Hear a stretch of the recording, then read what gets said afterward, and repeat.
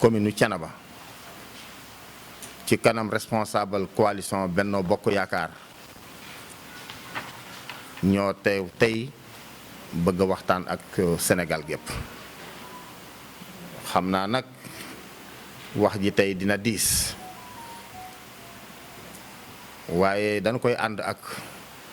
ñi nga xam ne ñooy journaliste yi fi teew tey point bu nekk rek nan ko bëggee noonu lañ koy doxale waaye fi ñuy jëkkee ñu ngi sant président Macky Sall mi njiitu réew mi di ko gërëm ci li am fan yi loolu moo waral tey woote bi waaye liñ koy sant jiitu na tey ci rafetal gi nga xam ni moom lay rafetal ci langue politique bi waaye yaatal gi nga xam ni moom lay yaatal géew bi te yàgg na koo def di ko sant bu baax di ko gërëm ci biir loolu ñun pour ñu wax ci tey dina yomb ndax kenn ku nekk bu sañan boo amee sa kilifa langue gu mu féete langue ga day fat te loolu la président Macky Sall woote waaye ñun nag fii ci commune Thiénaba loolu fekk nañ ko ci ànd nañ ci te den ci jàpp nen ciy jàppe mooy nit boo ko bëggee dimbali su bëggee lu baax dañ cay ànd surtout politique dafa xat-xat goo xam ni boo ci nekkee te amoo xel da ngay defee ni ki nga àndal di politique rek moom nga war a àndal waaye nag yàllaa ngi ñuy dimbali ba li nga xam ne moom la def fan yi ñun ñëpp rafetlu nañ ko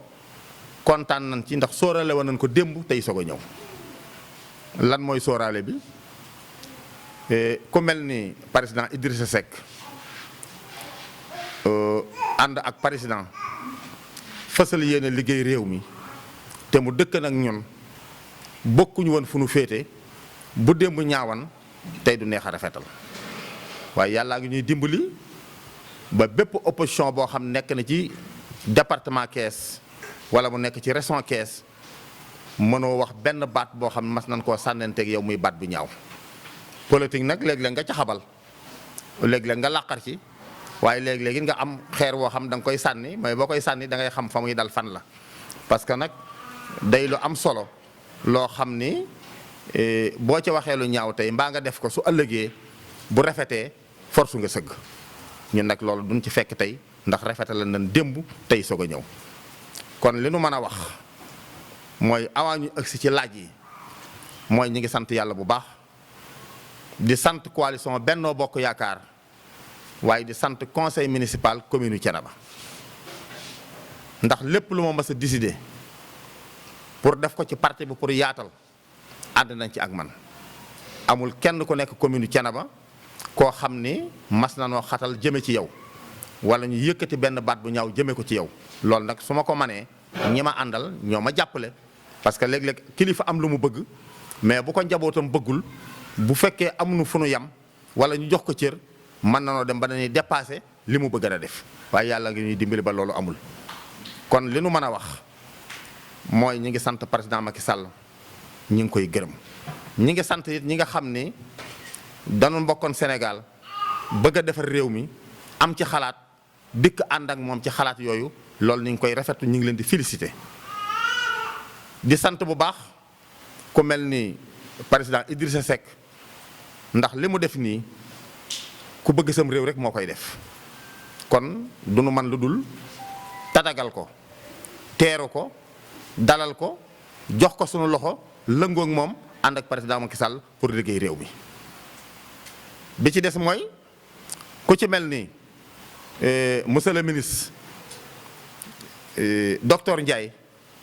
moom itam dañu yàgg nekkan ci parti bi parti mënoo caa nekk te doo am jafe-jafe mais jafe-jafe bu mu ci mas a am dékku na ko mais rafetal na ko ba tey yàlla ñëw na kon moom itam ñu ngi koy félicité di ko sant bu baax di ko gërëm ci dal gi ak yar bi ak teggin yi di sant monsieur le ministre jatara léegi laa koy wax sama gars yi ci néeg bi may leen jatara boo demee ci sama WhatsApp di nga gis ay message yu ma yónnee ci lu jiitu tey bi nu agsee ci commune 19 bi ñu am ay jafe-jafe parce que ku ne xam na ni commune Thiénaba bariwul doole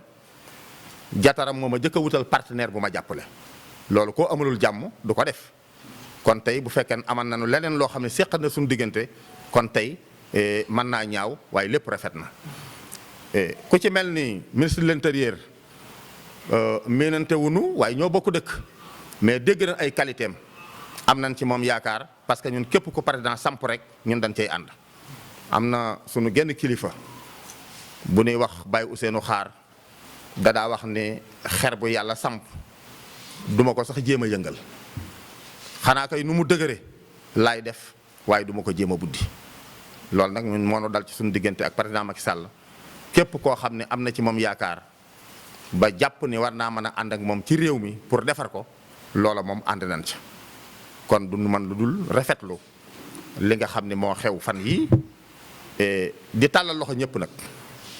di tàllal loxo ñëpp góor jigéen mag ak ndaw man dama jàpp ni Thiénaba la fi aman mooy sëriñ Thiénaba moo fi nekk di digle ñuy def muy tere ñuy bàyyi sëriñ Thiénaba mi fi nekkan démb moo fi nekk tey kon Thiénaba amul opposition bëgg-bëgg nag mën naa am mais opposition amu fi ndax opposition ni muy doxale ku ne xam na ko mais loolu amul Thiénaba boo nekkee kilifa nag ku ne dina la seet si waaye sëriñ Thiénaba li mu bëgg mooy ñëpp ànd ak moom topp ci ginnaawam ñu jàppale président Macky Sall ba lépp loo xam ni foofa la ko yàlla yamale ñu xam ne lu dul jeex amul lu dul jeex amul waaye nag ànd ak nit ci jamono yi ko yàlla falee parce que nag yàlla mooy joxe nguur bu yàlla joxee nguur da nga cay ànd waaye bu nee nii la nga ne du nii des la ciy xam mais la nga bëgg du sotti waaye en tout cas daal fii ma li ma mën a waxagul pour déglu seen question mooy président Macky Sall sant nañ ko gërëm nañ ko ci lii nga xam ne moom la def ànd nañ ci kontaan nañ ci te dinañ ko ci jàppale moo tax képp ku nekk commune Thiénaba bu nu bokkul woon parti tey mi ngi mel ni ñoo bokk ndey ak baay ak foo mën a nekk tàllal nañ la loxo ñu ànd liggéey bàyyiwunu kenn nag bu yeboo nga nekk coalition Benno Bokk Yaakaar bu yeboo nga nekk ci opposition bi ak foo mën a ne ñun jàpp nañ ni Thiénaba amul opposition ndax ñun ñëpp ñoo bokk ndey ak baay lu waay man di wax ak lu waay man di def bis bu nu tasee rek day mel ni opposition amu fi ndax ñun ñoo bokk lu nu bëgg bokk lu nuy bañ kon daal loolu laay ubbee di sant bu baax nag di gërëm ñii nga xam ne ñoo nekk ci sama wet di ma jàppale guddi ak bëccëg kon responsable yi nekk ci commune Thiénaba muy yu góor yi muy yu jigéen yi di yu mag yi di yu ndaw yi bàyyiwuma kenn ñoom ñëpp maa ngi leen di sant bu baax maa ngi leen di gërëm.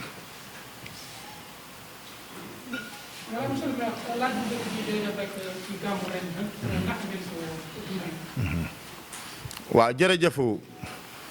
gàmmu ren gi ni nu ko dunde mooy wolof yi nee na lu ñëpp wax mooy dëgg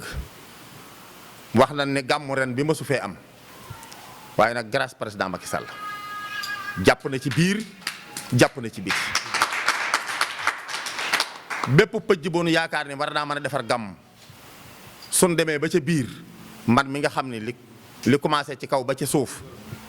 lépp ci man la jaar wala boog dara ump ma ci président Macky Sall jàpp na ci gàmm gi ndax waxuma la moom mais ay jëwriñam ay ministre am ay directeur am kenn ku nekk li la waran def nga ko ci gàmm gi ba gàmmu Thiénaba mel na nu mësta mel nit ñee ko wax nag ndax man su ma taxawee de gàmm gi mel na nu mu wërta mel kon damay gaawtu waaye nit ñi ñoo waxal ni gàmm gi fi am ren mësu fee am ñoo ko waxal seen bopp te bu fekkee ne am na ku jàpp ni li ma wax amul am na droit weddi ko waaye defe naa loolu du ngeen ko dégg ndax nit ñi ñoo ko waxal seen bopp gàmm gi daal li ma mën a wax mooy li ci président Macky Sall war a def na ko ci Baye Abdou it mi nga xam mooy xalifa général li mu war a def lépp def na ko mooy tàllal loxo ñëpp ubbi ay buntam ba teraanga bu ñëw mu fab ko delloo ko nit ñi te loolu la président soxla woon man miy wax ak yow li ma président jàppalee defe naa ko xool ci presse bi wala nga xool ci internet bi di nga gis ni lim ma joxoon dama upp samay bunt ubbi mbedd mi joxe ko ba mu jeex te loolu la président soxla woon.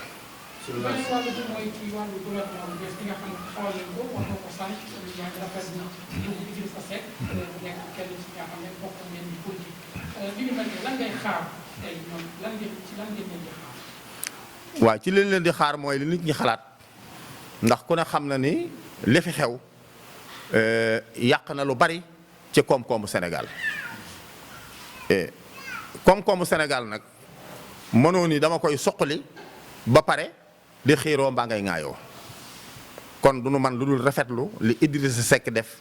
ci li ko président woo mu fekk si ko waaye liñ leen di xaar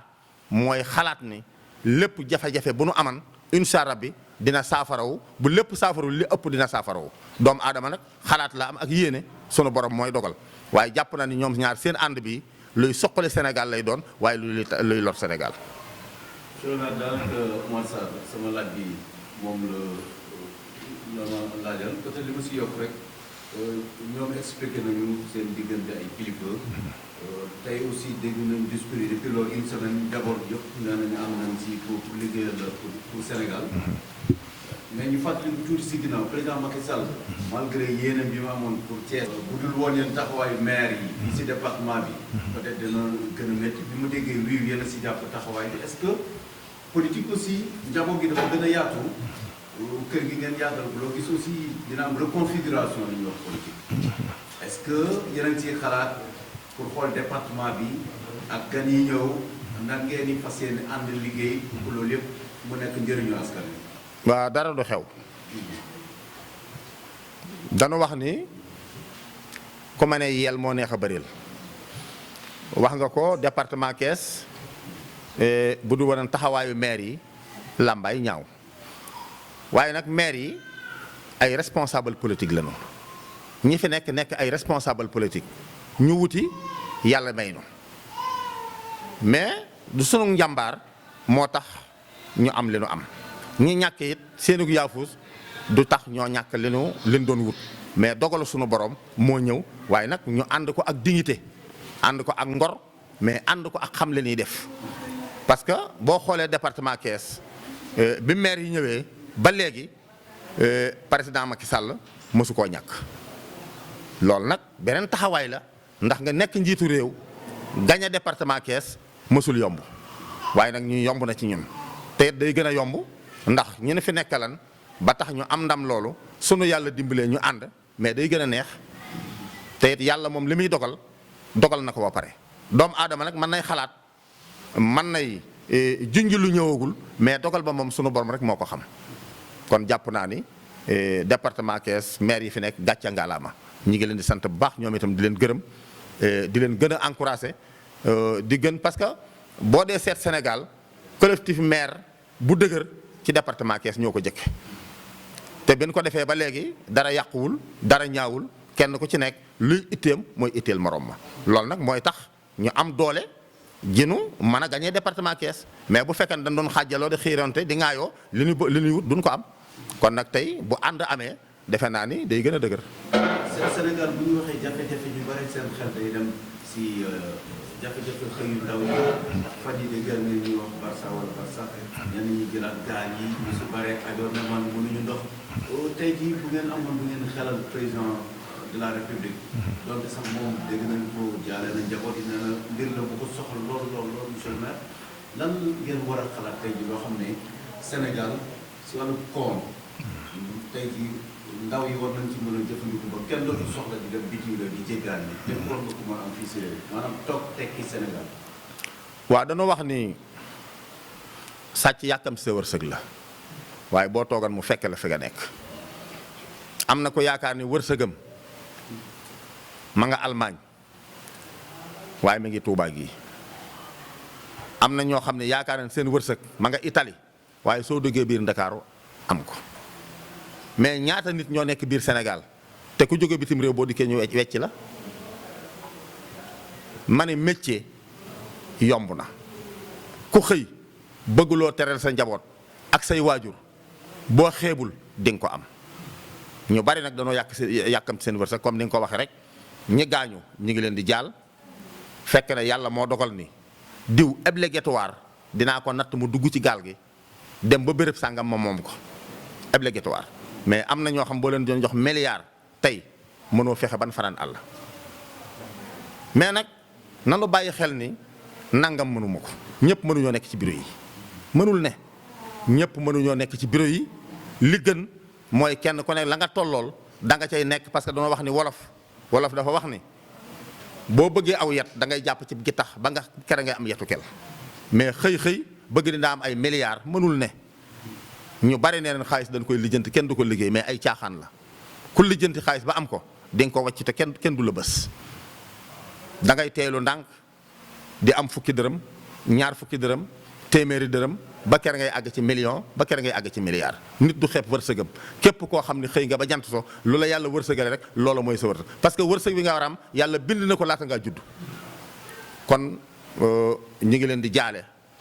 waaye ñi ngi leen di wax ni Sénégal gi ku fi toog te nangoo liggéey mais emploi état bi yëpp mënu koo créer ñi nekk ci biir Sénégal te amu des ñoom itam maa ngi leen di ñaax kenn ku ne la nga man ba mën caa jël ñaari mbaa ñetti nit mu cay suturlu mais def ko man mi wax ak maire la mais heure bii démb maa nga Saalum di naaf laa la wax de ginnaaw bu déq bi jeexee may jàpp machine ba midi mais su ma neexan ni maire la au conseil collectif territorial la sama bureau am na clim sama néeg am na clim mais dama ko fa bàyyi dem ci digg naaj wa ngir mooy sama métier mais joxe royuwaay parce que sama njaboot dama leen di yar ci loo xam ni bu ëllëgee du ni aw ma nangam maa ngi dem wuti ko feneen looloo tax ma di ko def mais bu doon man dong du ma ko def kon nit ñi bu nu xem métier kenn ku ne la nga mën a jàpp ba man caa teral sa njaboot teral si say waajur def ko parce que nag àll bi yaatu na waaye du ma baykat mënumaa bay ay wax la rek fi ne toll mën ngaa bay 100 hectares te sa sax doo fa jaar mais am nga moyen yooyu nga yor jàppale ci nit ñi mais kan war a jàppale bu mu xem métier na ca jàpp parce que bu njëkk mais xale bu góor bu bëggee takk soxna day dem nawetaani la ma ci jële bu dikkee takk soxna mais est-ce que boobu bu doon damay dem bitim réew soo ko mën a takk soxna est-ce que dina fa jëlee lu mën a takk soxna ñaata ñoo dem bitim réew lang fa ñaata ñoo dem bitim réew ñu paasal leen ñu ñibbisi boo fa demee réussir xamal ne sa wërsëg dafaa nekkan kon bu nu taamu dara man daal li ma leen di conseillé mooy état bi li mu man mi ngi koy def waaye ba àddina sosoo ba tey ñi bëgg am xëy ñëpp état mënu leen a wutalum xëy man na créer nag man na joxe ay financement ñu bari di ci dund parce que man mii wax ak yow li ma bay Saalum rey 113 hectares ma di ko bay ay fas su fekkee amal naa tracteur tey 15 personnes yi ma jël man na maa jël yeneen 30 personnes ñu ciy liggéey kon état moom itam nanu jàppale ñi nga xam ni ñi ngi créer loo xam nit ñi mën nañ cee liggéey ci wàllu mbay mi ak wàllu leneen parce que loolu ma def ci mbay mi am na ñeneen ñoo xam ci beneen côté ñi ngi koy def mais na leen état jàppale ba nu gën a mën a am doole. wàllu politique sax wàllu njàng mi la parce que gis nañ ne école dans 3 jours xale yi dañ ubbi. jërëjëf ba lan la ci municipalité bi def parce que ñu war a gunge xale yi parce que mbas mi bien vrai que wàññeeku na Sénégal waaye ñu ngi waaw loolu ñoom ci ñun ci wàllu conseil municipal bi parawaar nañ ko démb avant école di ubbi ndax ku seetaan presse bi di nga xam ni conseil municipal bu Thiénaba toogul seetaan askan wi muy lu aju ci santé lu aju ci éducation ak matière boo mën a jël commune u Thiénaba taxaw na ca la ko ci war lépp def na ko mais li taxaw tey nag mooy njàng mi suñ ko waxee mooy élèves yi war a dem pour ci école yi loolu incha allah bi ñun jël nañ ci sunuy matukaay beneen bi ci desin mooy nga xam ni moo gën a itteel parents d'élèves yi mooy ay cahier yu nu jànge ay livres yu nu jànge mais kenn ku ne xam na ni commune u Thiénaba waxan na ni génn na biseem lépp li mu dese yamale na ko ci mbas mi waaye nag tey yaakaar naa ni sunu demee ba ginnaaw suba école yi lan doon gis dañ ko gisaat masque yi ak sel yi yëpp parawaar nañ ko incha allah ya rabbi lépp dinañ leen jàppale lu ñu doon def rek dañ koy yokk waaye duñ ko wàññi.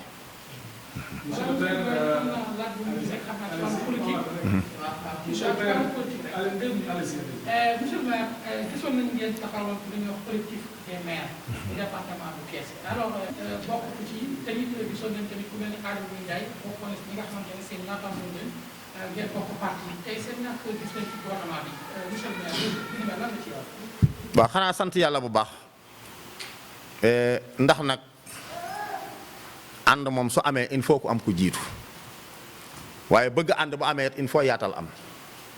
man ni ma ko gisee président nag man duma ko jiitu ci li may def xalaatuma sax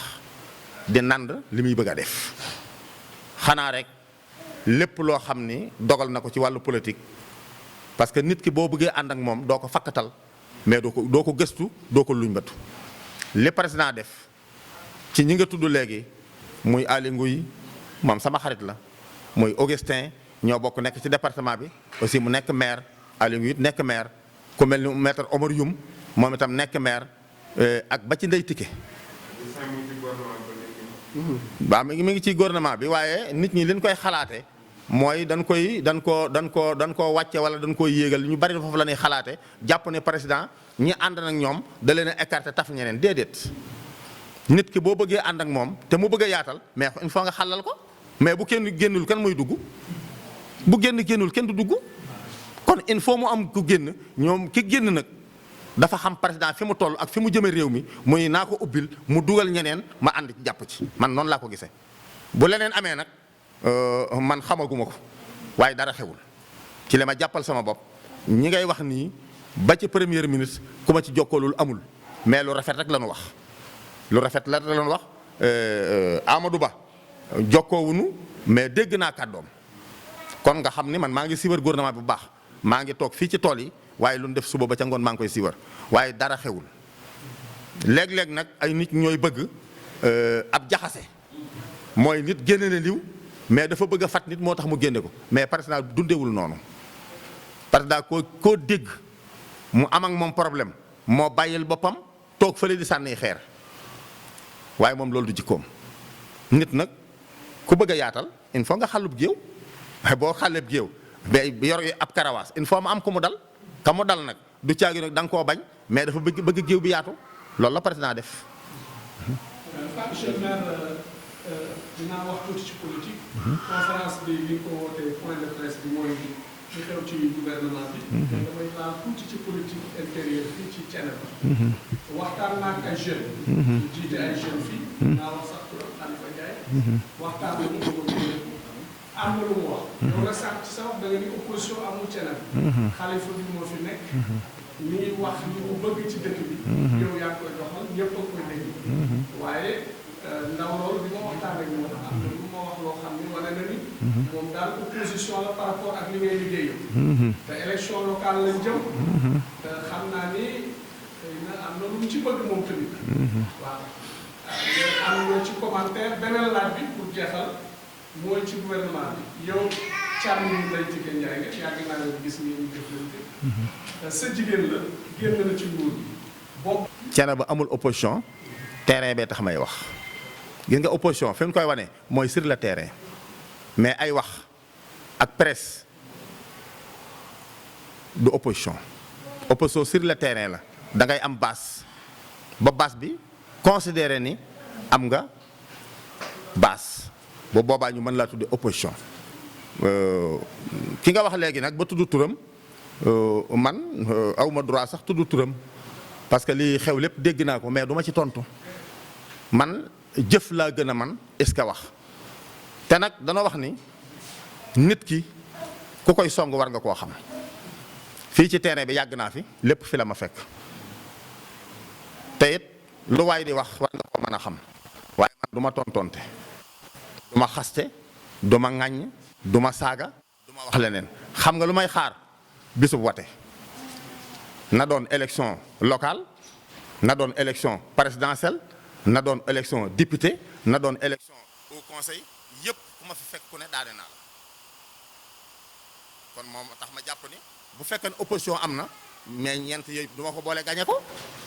looloo tax ma ne opposition amu fi gis nga politique ay wax yoru ko da ngay jëf ba nit ñi xam ne yow war ngaa politique nga soog a dugg ci terrain bi ba bu fekkee loolu amul nag da ngay jaar fa nga war a jaar ba am baas soog a génn.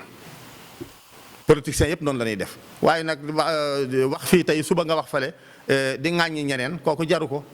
kooku bis bu ci tontu waree den tontu xam la ñuy wax ndax lépp fii leen fekk nag dara umpunu waaw ci Ndeye Tické sama xarit la sama jigéen la fii nga toog yàgg na fee toog bi ñuy wutal président booba nekkul ministre kon suñ demee ba yàlla dogal président def ko ministre mu xëy dindi ko teg fa keneen mais ba ma koy def ministre am na ko fa nekkan da koo dindi teg fa keneen tey mu dindi ko teg fa keneen ëllëg mën naa dindi keneen tegaat fa Ndeye Tické moo tax politique doo gedd doo tay doo xaste doo ŋañ politicien pire laa wax na mais képp koo gis mu bokk ci gouvernement wëlbati ko di génne ay mbóot di ko souligner di ko wax du politicien nit nag mën naa wax lu ko neex pour bëgg fi président toog mu toog fi wala fi maire bi toog mu toog fi mën na nekk mais politicien pire duñ ko jox poste ñu jëlee fa teg fa moroomam muy ŋàññ am na ci gouvernement bi nag waaye ñi politiciens yëpp ñi dàq politique ci àddina duñ def loolu.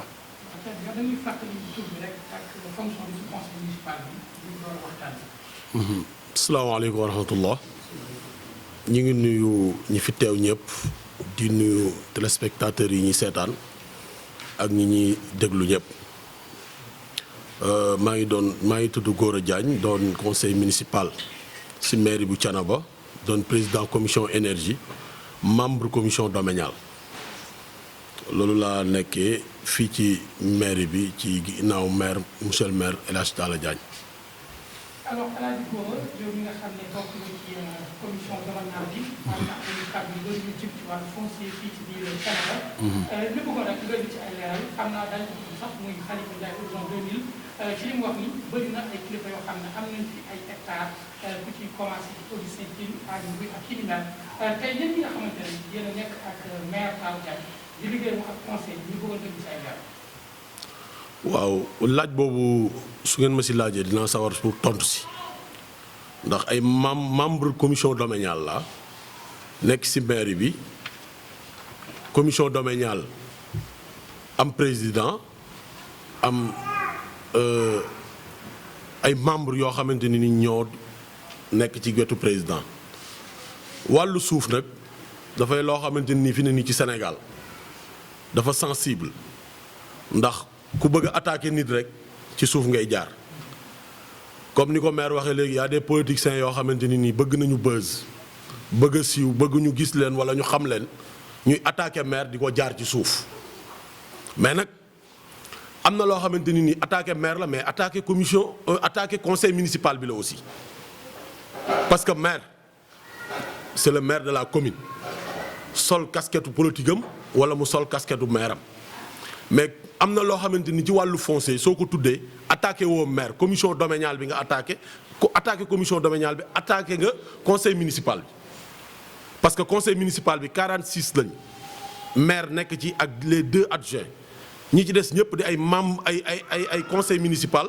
lépp loo xamante ni dogal la buy am ci municipalité bi buy am ci maire bi conseil boobu ñooy réunir dogal bu ñu ciy dogal ñoom ñoo koy dogal lu dul conseil ba réunir ñu manque quorum amuñu quorum suñu amul quorum bu boobaa conseil municipal du am mais nag suñu réunion du am mais te loolu yi yàlla dimbali nañu ba conseil municipal bi ñu fi nekkee ak tey depuis 2014 jusqu'à nos jours conseil municipal bi musuñu réunir benn yoon bu ñu amul quorum. Très bien, merci. Je m'appelle donc Adama Diop. Je suis conseiller municipal, président de la commission des finances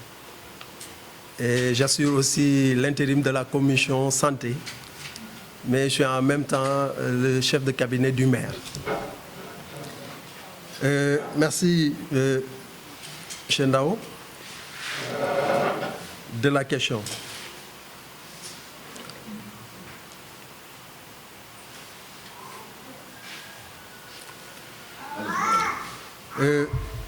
La coalition Benno Bokk Yakaar,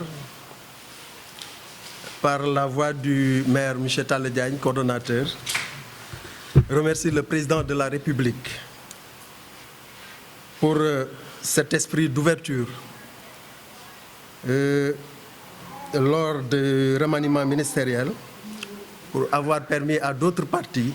de rejoindre l'attelage gouvernemental. Donc nous nous en félicitons et nous remercions encore une fois le président de la République. Parce que c'est à lui qu'incombe le rôle de réunir toutes les forces vives de la nation, mais de mener vers l'émergence notre pays, le Sénégal. Donc nous le soutenons dans son action à travers le remaniement ministériel. Nous nous en réjouissons de l'entrée de M. Idrissa Seck, parce que c'est un leader politique charismatique et qui peut aussi apporter beaucoup de soutien au pays, le Sénégal, et qui est aussi notre voisin. Le maire l'a dit tantôt, Michel Diatara, qui était là et qui assurait l'intérim au conseil départemental, a toujours eu de bonnes relations avec lui.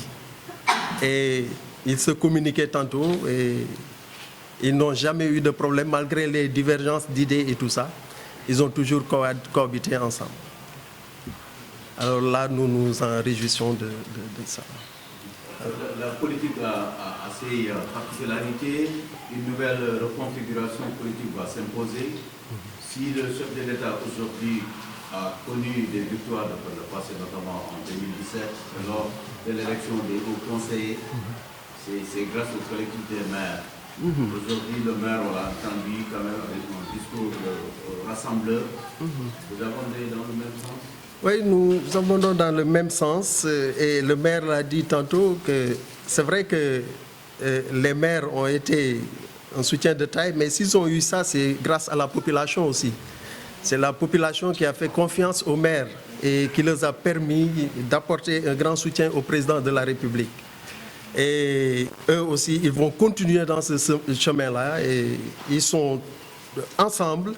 et ils sont unis et ils vont tout faire aussi pour donner au président une majorité pour vraiment réussir dans toutes ces entreprises. Le message ce soir, vous continuez à tendre la main à tout le monde, même si le maire semble minimiser en disant qu'il n'y a pas d'opposition à Thiénaba. On est en politique quand même. C'est vrai, on est en politique et nous tendons la main à tous les responsables qui sont dans la zone. Ceux qui sont entrés dans le gouvernement récemment et ceux qui ne sont pas encore dans le gouvernement, nous tendons la main à tout le monde. Mais aussi, peut-être comme le maire l'a dit, nous donnons un conseil à tous parce que, par exemple, ce que le président Idrissa Seck a fait aujourd'hui, ça peut arriver à Khalifa Ndiaye ou quelqu'un d'autre. Donc, dans nos moments d'euphorie, il faut qu'on essaie de se contrôler et de parler bien, de faire aussi, de tenir un discours rassembleur. Je crois que c'est ce que le maire a dit tantôt et c'est ce que nous conseillons aussi à Khalifa Ndiaye. C'est notre jeune frère et nous l'appelons vraiment à venir s'unir avec nous et ensemble, on va essayer de cheminer pour un Sénégal prospère. La démocratie également, c'est ceux qui gagnent gouvernent, ceux qui ont perdu s'opposent. Effectivement, il a le droit de s'opposer, mais aussi, de notre côté, il n'a pas le droit aussi de salir les gens ou bien de... Je crois que c'est ça. Il faut qu'on se respecte et justement, ces attaques vont dans le sens de la gestion domaniale. Vous pouvez rassurer les Sénégalais qui vous suivent que la commune, sinon le conseil municipal de Thiénaba, n'a aucun problème au foncier. Nous n'avons pas de problème de foncier. Gora l'a expliqué tantôt. Je crois qu'il a cité les responsables comme Ali Ngouille et Augustin Tine. Mais je crois que la réalité est tout autre. Ces gens ont leur terre qu'ils ont pris de propriétaires qui sont là, qui l'ont hérité de leurs parents ou autres. Bon, s'ils viennent en tant que citoyens, ils demandent que ces terres-là soient délibérées à leur nom, mais ils ont le droit. Et le conseil aussi, après enquête, mais n'a qu'à faire son travail. S'il y a quelque chose qui ne colle pas, le conseil rejette. Mais a été respecté et tout a été clair. Et les populations, le chef de village, les notables, les propriétaires des terres, tous, ils ont avoué que c'est eux qui ont cédé ces terres-là à M. Aly Ngouille Ndiaye. Dans l'équipe de la zone économique spéciale, annoncé 600 hectares qui auraient été attribués à un promoteur thiessois. Non, je crois que c'est 300 hectares. C'est 300 hectares et 300 hectares aussi, le conseil avait donné son avis. Le conseil avait donné un avis favorable, mais avait donné ça au ministère du renouveau urbain. Parce que c'est eux qui avaient manifesté par une lettre pour dire qu'ils veulent faire une zone économique spéciale à Thiénaba, dans la région de Thiès. Et c'est Thiénaba qui avait cet espace-là. Ils ont choisi Thiénaba. Nous avons donné notre avis favorable, mais il n'y a pas encore de délibération à l'heure où je vous parle. Et nous défions quiconque qui peut apporter une délibération pour dire que le conseil municipal de Thiénaba avait délibéré 300 hectares ou 600 hectares. Non.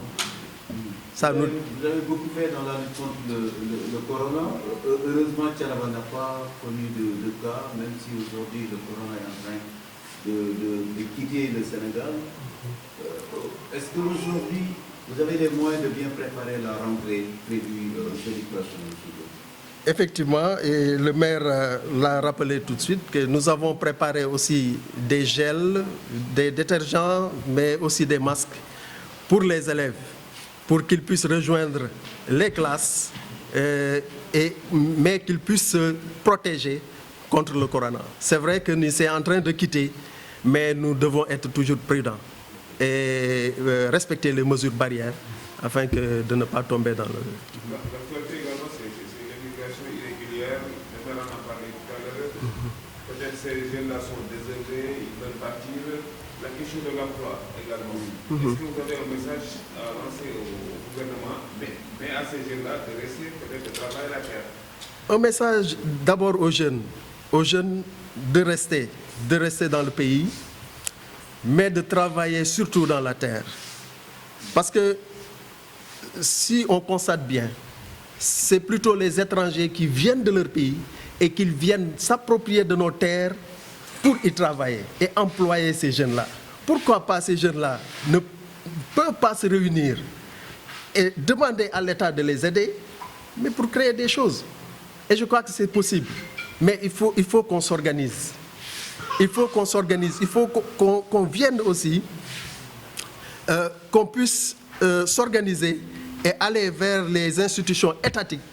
pour pouvoir bénéficier de ces fonds-là. Et je crois que ces fonds-là existent, le président l'a rappelé, les fonds existent, mais il faut qu'on s'organise. Est-ce que la politique elle est bien menée? Vous avez dit ça, les fonds existent. Est-ce que ces fonds-là, il n'y a pas peut-être détournement d'objectifs? Là aussi, l'État doit être très regardant par rapport à ça. C'est vrai, l'État doit être très regardant, mais d'abord, faudrait-il que les jeunes aillent vers ces institutions-là d'abord, pour savoir si les fonds ont été détournés pour autre chose, si l'objectif a été biaisé, mais il faut que les jeunes aillent vers là-bas d'abord. Mais tu te réveilles un bon jour, j'entends que Modou déjà est en Espagne ou bien autre chose, moi aussi il faut que j'y aille,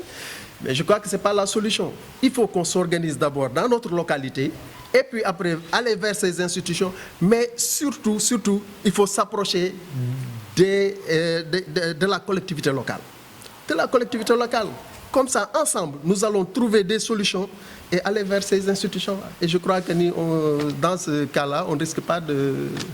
ne pas avoir sur ces fonds. Dernière question, comment avez-vous vécu le Gamou de cette année à Thiénaba? Le Gamou, là, nous félicitons le président parce que, comme il l'avait dit au Khalif qu'il allait vraiment le soutenir, je crois qu'il a soutenu Thiénaba. Monsieur le Président a soutenu Thiénaba et le maire l'a rappelé tout de suite. Et à cette occasion, nous lui en sommes très reconnaissants et nous le remercions très vivement pour ce soutien indéfectible. Voilà, Adama Diop, conseiller municipal, président de la commission des finances et chef de cabinet du maire. Merci beaucoup.